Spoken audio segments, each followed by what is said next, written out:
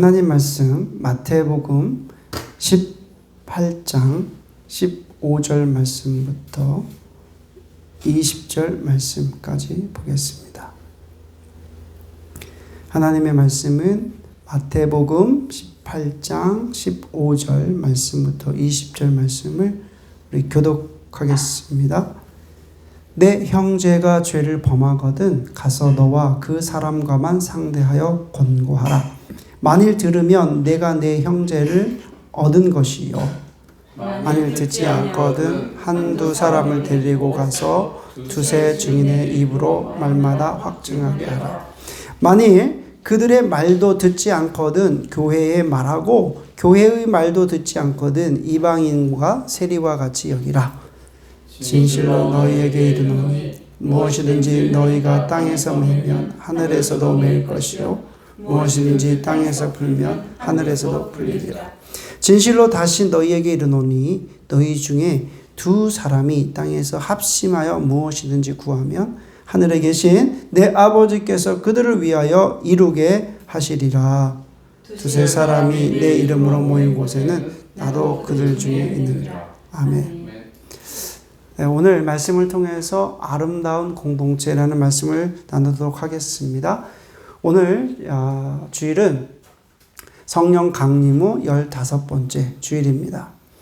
여러분, 하나님의 교회는 아름다운 공동체입니다. 세상에 여러 공동체가 있지만 하나님의 교회는 아름다운 공동체예요. 그래서 하나님께서 만드신 자연도 아름답고 또 하나님께서 만드신 또 창조하신 또 다 모든 것이 다 아름답잖아요. 그런데 이 하나님께서 만드신 아름다운 것을 파괴하는 세력들이 있다는 거예요. 하나님께서 만드신 이 우주 만물, 또 하나님께서 만드신 이 참 자연, 너무 아름답잖아요. 그런데 이것을 우리 인간이 자기 개발하면서 많이 파괴가 되잖아요.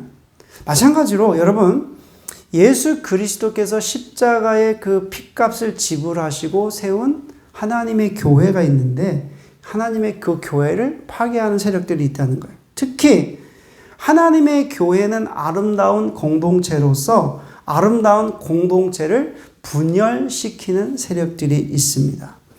교회 분열의 역사가 구체적으로 언제부터인가? 이건 참 초대교회에서부터 이루어졌겠죠. 우리가 정확하게 어떻게 이루어졌는지 몰라도 특별히 여러분 세상에 있는 모든 교회를 이렇게 보고 특별히 또 한국에 있는 교회를 보게 되면 교회의 역사는 분열의 역사다. 이렇게 우리가 알 수 있어요. 교단이 분열이 되고 또 교회가 분열이 되고 또 그러다 보니까 교회가 생기고 또 그러는 것 같아요.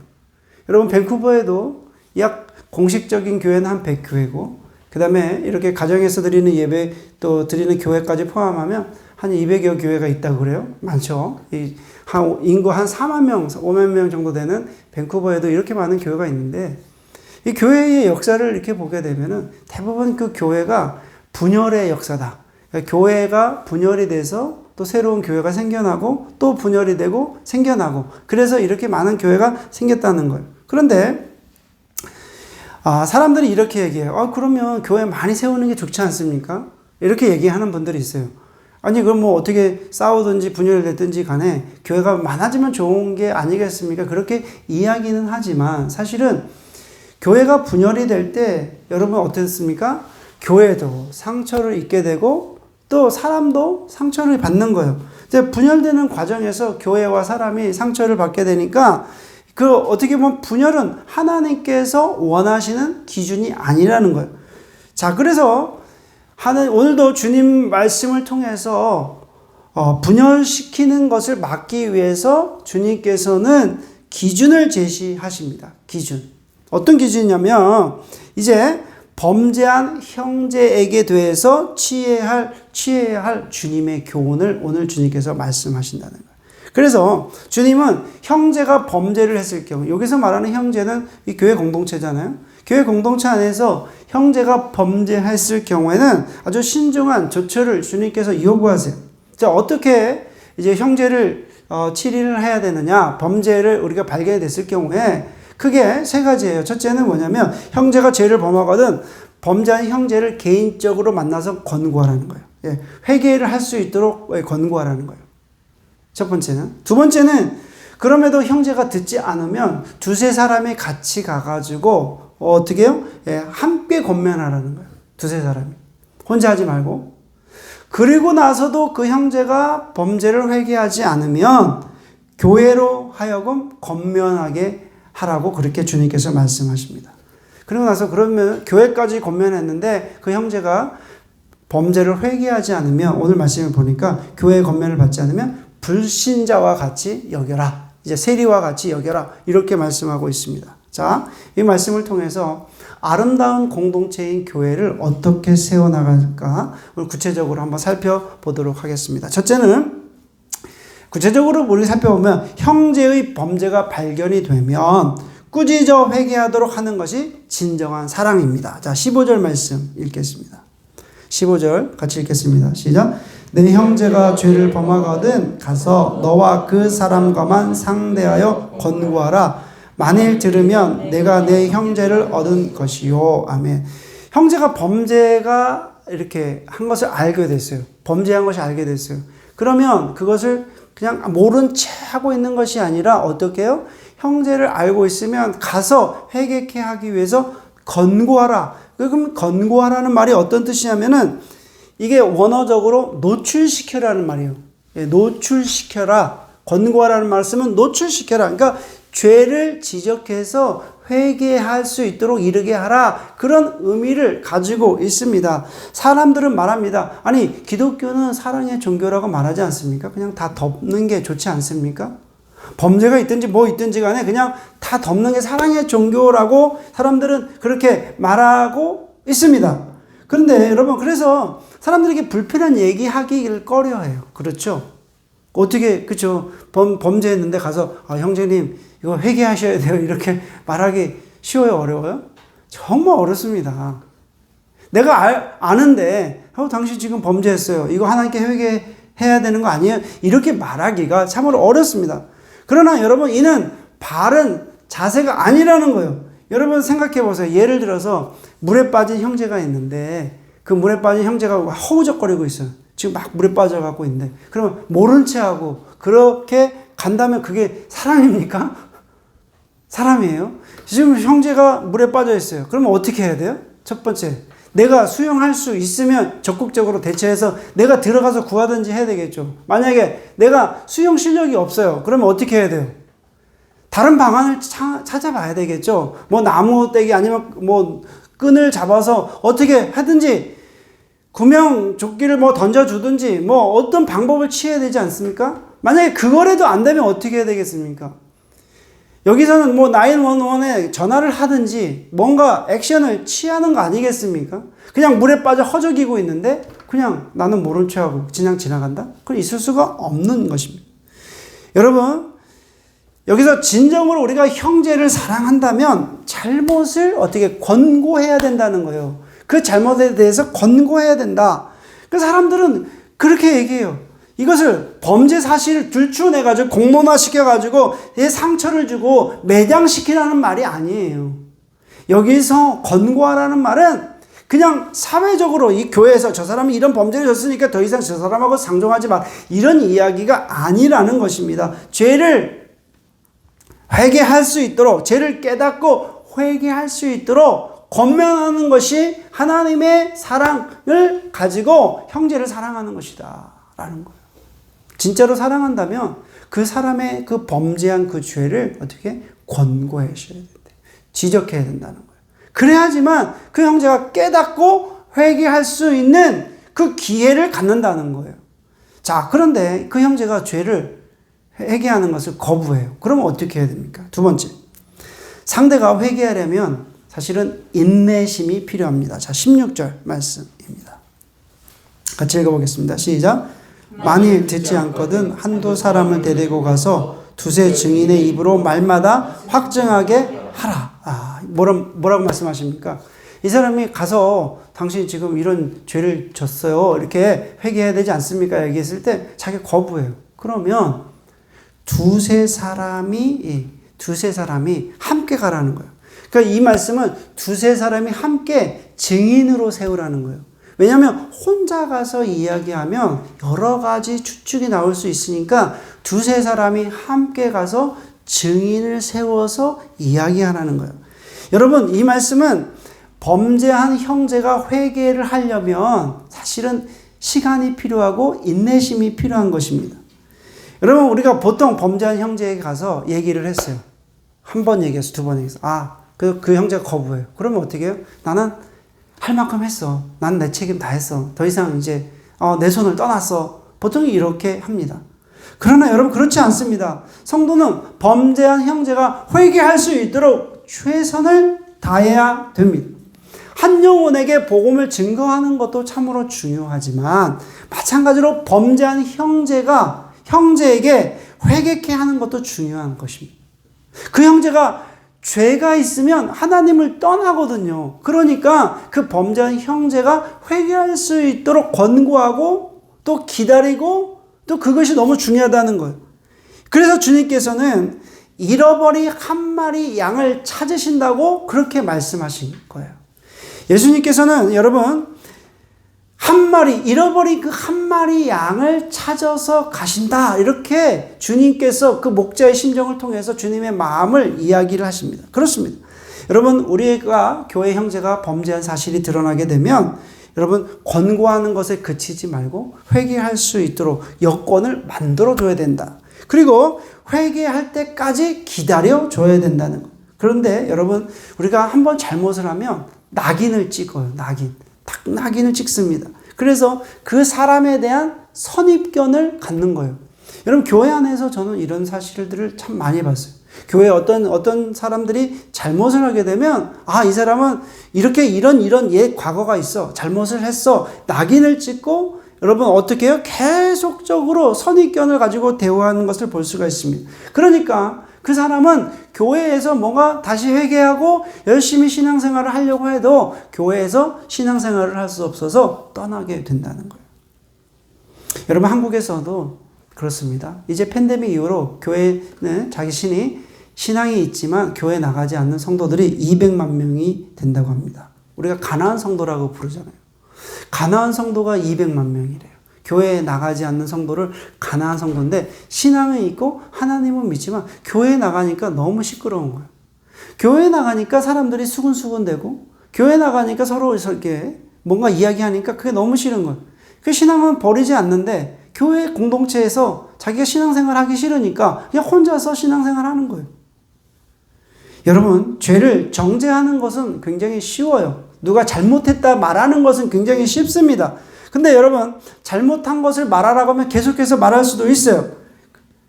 그러나 여러분, 한 사람을 회개해서 구원에 이르도록 하는 것은 쉽지 않습니다. 믿음 안에서 우리는 인내심이 있어야 되고 믿음 안에서 여러분 오래 참아야 됩니다.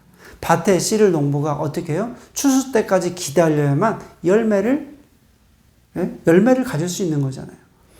추수 때까지 기다려야 돼요. 그래야지만 열매가 맺히고 열매가 자라서 그 열매를 딱 먹을 수가 있는 것입니다. 마찬가지로 한 영혼이 정말 하나님의 일을 감당하기 위해서는 범죄한 형제가 금방 회개하고 금방 돌아키는 게 아니에요. 우리가 끝까지 도와줘야 된다. 자, 세 번째, 교회는 범죄한 형제를 권고할 때 신중해야 된다. 자, 17절 말씀을 읽어보겠습니다. 시작. 만약 그들의 말 듣지 않거든 교회의 말하고 교회의 말도 듣지 않거든 이방인과 세례와 같이 여기라. 여러분, 범죄한 형제를 회개케 하기 위해서 세 번째 단계죠. 이제 교회 공동체가 이제 회개를 하라는 거예요. 여러분, 한 사람이 해도 권고해도 듣지 않고 두세 사람이 해도 듣지 않아요? 이제는 그러면 이제 교회에 위임하라는 거예요. 교회가 범죄한 성도를 권고할 때 주의할 점이 있습니다. 어떤 점이 있냐면 객관적인 증거를 가지고 주님의 말씀으로 권고해야 된다. 여러분, 객관적인 증거를 가지고 이야기해야 돼요. 교회는 친한 사람들이 이렇게 교제를 하잖아요. 그러다 보니까 자꾸만 친한 사람들의 입장에서 사람들의 생각에서 그렇게 접근하는 걸 수 있어요. 하지만 객관적인 팩트를 가져야 돼요. 사실을 가지고 교회는 신중하게 해야 된다. 두 번째, 개인적인 감정이 개입돼서는 안 된다는 거예요. 내가 친했으니까, 내가 저 사람하고 안 친하니까, 교회에서 이런 사람들을 그렇게 해서 치리해서는 안 된다는 거예요. 그리고 세 번째는 여론식 재판을 해서는 안 된다. 사람들이 여론을 만들어가가지고 저 사람을 이렇게 치리해서는 안 된다. 심판을 하는데 목적이 있는 것이 아니지 않습니까? 그 사람을 정죄하고 심판하는데 목적이 있는 것이 아니라, 여러분, 그렇기 때문에 우리가 함부로 정죄해서는 안 된다는 거예요. 그래서 예수님께서 늘 비유로 이야기하시는데 어떤 비유로 말씀하십니까? 주님께서 이 땅에 오신 이유는 잃어버린 자를 찾아 구원케 하려 하십니다. 예수님께서 말씀하시잖아요. 예수님께서 이 땅에 오신, 인자가 이 땅에 온 것은 잃어버린 자를 찾아서 구원하러 오셨다. 그렇게 말씀하잖아요. 여러분 주변에 혹시 상처받으신 분, 교회 신앙생활 하다가 교회 안 나가시는 분들이 있다면, 여러분, 예수님이 그런 사람들을 위해서 오셨다. 잃어버린 자를 찾아 구원케 하게 오셨다는 말씀을 꼭 기억하시기를 바랍니다. 여러분, 탕자의 비유에서도 마찬가지예요. 탕자의 비유에서도 보면은 둘째 아들, 방탕해가지고 나가, 그 아들을 진짜 그 아버지의 재산 다 가지고 나갔잖아요. 그리고 마음대로 썼잖아요. 근데 그 아버지는 계속해서 그 집 나간 자식을 기다리잖아요. 그리고 집 나간 자식이 모든 걸 다 허비하고 거짓글로 왔을 때 아버지는 어떻습니까? 달려가서 둘째 아들을 끌어안고 입을 맞추고 잘 왔다 이렇게 말씀하잖아요. 그게 아버지의 심정이라는 거예요. 이와 같이 교회는 한 명의 영혼의 관심을 충분히 헤아려야 된다는 것입니다. 여러분, 범죄한 영혼이 하나님께 돌아오면 얼마나 하나님께서 기뻐하십니까? 근데 반대로 여러분, 그가 넘어지면 어떻게 됩니까? 버려두게 되면 마귀를 기쁘게 하는 거예요. 그냥 내버려둡니까? 마귀가 너무나 기뻐하겠죠. 여러분 생각하셔야 돼요. 하나님을 기쁘시게 할 것인가? 아니면 마귀를 춤추게 할 것인가? 네 번째는, 메고 푸는 것은 천국문을 열고 닫는 것입니다. 자, 18절 말씀을 다 같이 읽겠습니다. 시작. 진실로 너희에게 이르노니 무엇이든지 너희가 땅에서 매면 하늘에서도 매일 것이요 무엇이든지 땅에서 풀면 하늘에서도 풀리리라. 자, 지난주 우리가 매고 푸는 의미에 대해서 말씀을 드렸죠. 매고 푸는 의미가 세 가지가 있는데, 그 중에서 귀신 축출하는, 땅에서 매면 하늘에서 매고 땅에서 풀리면 하늘에서 풀릴 것이다. 그러니까 귀신 축출하는 그런 의미로 해석하는 경우도 있고, 또 두 번째는 베드로에게 사제의 권한을 주셨다 이렇게 이야기하지만, 제가 말씀드린 것은 가르침의 권위를 준 것이다. 그래서 매고 푸는 것은 유대인들의 랍비들이 쓰는 언어인데, 이것은 매다는 것은 금하다는 것이고 풀다는 것은 허락하는 것이다. 그러니까 즉 교회가 올바른 가르침을 줄 때는 천국문을 열어주는 것이고, 올바른 가르침이 없으면 천국문이 닫히는 것이라는 거예요. 이걸 강조하는 말씀이라는 거예요. 그래서 올바른 가르침을 줘야지만 천국문이 열려지게 되고, 올바른 가르침이 없을 때는 천국문이 닫혀지게 된다는 거예요. 그래서 여러분, 하나님의 교회가 치리를 해야 될 정당성이 있다는 거예요. 그래서 주님께서 교회의 권위에 대해서 지금 말씀하고 있다는 거예요. 그래서 매고 푸는 것, 그것은 교회 구성원들이 매고 푸는 것을 잘해야 된다는 것을, 그래서 교회가 분열되지 말아야 된다는 것을 주님께서 지금 말씀하고 있다는 것입니다. 여러분, 교회가 분열하는 것을 하나님께서는 원치 않으십니다. 자, 마지막으로 다섯 번째는, 아름다운 공동체는 응답을 받는 기도를 합니다. 자, 19절 말씀 같이 읽겠습니다. 시작. 진실로 다시 너희에게 이르노니 너희 중에 두 사람이 땅에서 합심하여 무엇이든지 구하면 하늘에 계신 내 아버지께서 그들을 위하여 이루게 하시리라. 아멘. 자, 이제 교회 공동체, 아름다운 공동체가 이렇게 어떻게 유지되기 위해서, 분열하는 것을 막기 위해서 이제 가르침을 주셨잖아요, 주님께서. 이제 가르침을 주셨는데, 그리고 나서 19절 말씀해 보니까 두세 사람이 합심해서 기도할 때 하나님께서 응답하실 것이다, 이렇게 말씀하고 있거든요. 여러분, 가정에서도 마음이 하나가 되어서 우리가 같이 기도해야 되고요. 또 교회에서도 우리가 마음이 하나가 되어서 하나님께 기도할 때 하나님께서 응답해 주십니다. 아멘. 여러분, 합심하다, 우리가 합심하다라는 말은 어떤 말입니까? 이것은 원어적 의미로 동의하다라는 말이에요. 합심하다라는 말은. 여러분, 심포니가 있잖아요. 심포니라고 하는 합창할 때 심포니 있잖아요. 이 말이 여기에서 나왔습니다. 합의하다라는 말이에요. 합의하다. 그러니까 마음을 합하다, 합의하다라는 말이에요. 둘 이상의 사람들이 의견을 일치해서 합심하다, 합하다라는 말입니다. 여러분, 그런데 우리가 수가 많든지 적든지 늘 어때요? 각자의 소리를 합니다. 서로의 소리를 해요. 근데 여러분, 고린도 교회도 그런 것 같아요. 보면은 바울파가 있고 아볼로파가 있고 그리스도와 파가 있고 뭐 게바파가 있고 각자 파로다가 이게 분열이 되는 거예요. 여러분, 크고 적음의 것이 아닌 것 같아요. 사람들은 다 각자의 의견이 있기 때문에 이게 분열이 됩니다.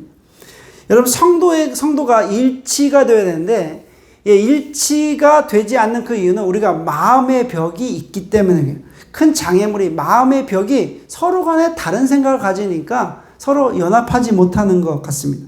그래서 성도는 그리스도의 사랑으로 마음의 벽을 우리가 허물어야 돼요. 아멘? 그래서 마음을 나누고 우리가 하나가 돼요. 가정에도 그렇고요. 교회도 그렇습니다.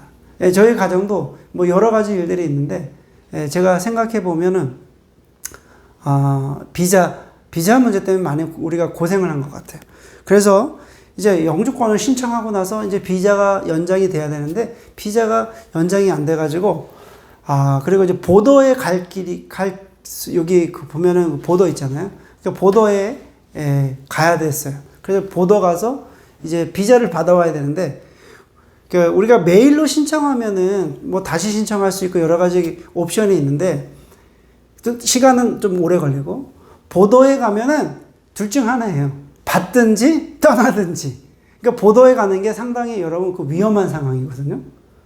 사람들은 보더에 가면은 바로 받을 수 있다고 좋아하지만은, 보더에 가면은 그 이민관이 떠나야 됩니다. 한 3일만 있다 떠나야 됩니다. 그럼 그렇게 해야 돼요.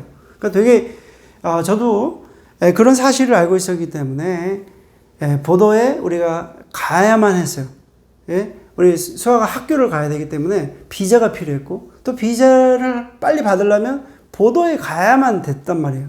근데 가기 전에 우리 수아가 이러더라고요. 우리 같이 기도하자고, 마음을 합해서 같이 또. 그래서 우리 가기 전에 함께 우리가 기도했거든요. 그런데 그곳에 가서 우리가 한 3시간 정도 인터뷰를 했는데, 하나님께서 주시는 마음으로 우리가 하나가 돼서 우리가 기도할 때 하나님께서 그 기도를 주시고 가장 좋은 것으로 하나님께 주신다는 거예요. 아멘. 여러분, 두세 사람이 함께 할 때 하나님이 그것을 듣고 응답해 주신다는 거예요. 잠깐만, 우리가 분열이 돼 있고 교회도 분열되고 사람도 분열되고 가정도 분열되다 보니까 기도해도 응답이 안 되는 거예요. 여러분 기도하면 어떤 것이 떠오릅니까? 능력 있는 기도, 또 여러분 위대한 기도, 훌륭한 기도, 여러 가지 그 기도의 그 미사오가 있잖아요. 그런데 가장 훌륭한 기도는 어떤 기도냐면 응답받는 기도입니다. 아멘. 여러분, 아무리 능력 있는 기도, 뭐 훌륭한 기도라고 해도 응답이 되지 않는 기도는 그거는 훌륭한 기도가 아닙니다. 결코 잘하는 기도가 아닙니다. 자, 그래서 마태복음 7장 8절 말씀 읽어보겠습니다. 마태복음 7장 8절 시작. 구하는 이마다 받을 것이요, 찾는 이는 찾아낼 것이요, 두드리는 이에게는 열릴 것이니라. 아멘. 누구든지 합당하게 기도하면 하나님께서 반드시 응답 주실 것입니다. 가정에서도 공동체에서도 함께 마음을 나누고 온전하게 하나님께 구한다면 하나님께서 응답하여 주십니다. 기도는 하나님께 합당한 조건만 갖춰진다면 응답이 신속하게 오게 됩니다. 아멘. 오늘 말씀을 듣는 모든 분들이 주님께 합당한 기도를 드려서 모두 응답 받으시길 주의 이름으로 축원합니다. 자, 결론 말씀을 맺습니다. 자, 오늘 말씀을 통해서 우리가 형제들이 범죄할 때 우리가 저는 두 가지를 생각해야 된다. 첫째는 어떻게 생각해야 되면 나도 그와 같이 범죄할 수 있는 연약한 존재라는 것을 우리가 기억해야 돼요. 저 사람이 범죄했어요. 그런데 그러면 내가 생각할 것은 나도 저 사람처럼 범죄할 수 있는 인간이라는 것을 여러분 꼭 기억하셔야 돼요. 두 번째는 나는 괜찮을 것이라고 하는 자만감을 버려야 된다는 거예요. 자만감을 버려야 돼요.